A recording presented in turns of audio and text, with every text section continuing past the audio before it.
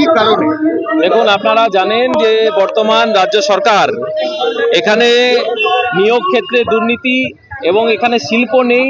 আর এমন পরিস্থিতিতে দাঁড়িয়ে যখন বেকার শিক্ষিত যুবকরা তারা যখন বাধ্য হয়েছেন টোটো চালাতে নিজের পেট চালানোর জন্য, নিজের পেটের দায়ে তারা যখন টোটো চালাচ্ছেন, এই রাজ্য সরকার নতুন পরিকল্পনা বানিয়েছে, নতুন পদ্ধতি বার করেছে তাদের পেটে লাথি মারার জন্য। এই টোটোওয়ালাদের নিয়ে তৃণমূল কংগ্রেস হাজার হাজার ভিড় করে। আজকে তাদের নির্বাচনের আগে 1000 টাকা রেজিস্ট্রেশন ফিস, কোথাও 2000 টাকা রেজিস্ট্রেশন ফিস, আবার 6 মাস পরে নাকি ইন্স্যুরেন্স করতে হবে। বিভিন্ন রকম ভাবে টোটোওয়ালাদের হেনস্থা করা শুরু করেছে বর্তমান রাজ্য সরকার এবং পুলিশ প্রশাসন।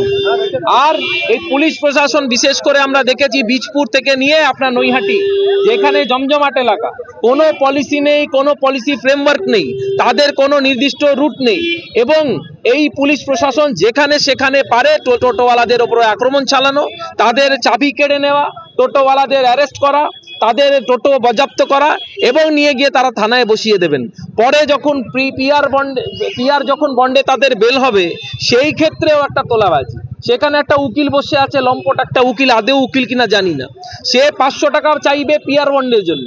আপনি কোনো বাইরের উকিল আনতে পারবেন না, ব্যক্তিগত কোনো উকিল আনতে পারবেন না।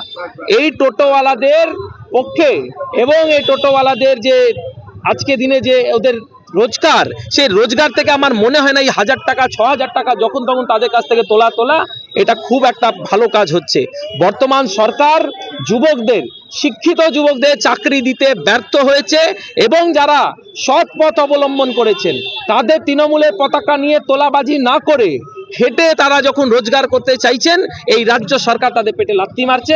আজকে আমরা রাস্তায় নেমেছি এবং পুলিশের কাছে আমরা ডেপুটেশন দেব যে এই এতদিন যা হলো, এরপরে যাতে কোনো টোটোওয়ালার গায়ে যদি হাত না পড়ে, কোনো টোটোওয়ালার গাড়ির চাবি যাতে না কেড়ে নেওয়া হয়, কোনো টোটোওয়ালাকে করে যাতে অ্যারেস্ট না করা হয়, যতক্ষণ না তারা আইন হাতে নিয়েছে। আইন আইনের মতো চলুক, তবে অকারণে টোটোওয়ালাদের হ্যারাসমেন্ট আমরা মানছি না। তৃণমূল কংগ্রেসের ইউনিয়ন যদি না করে অনেক স্ট্যান্ডে টোটোওয়ালারা বসতে পারছে না, সেই দিকে কি আন্দোলন করবেন? দেখুন, একটা বৈঠক এনারা ডেকেছিলেন, সেখানে আইএনটিটিইউসির সভাপতি ছাড়া কেউ ছিল না।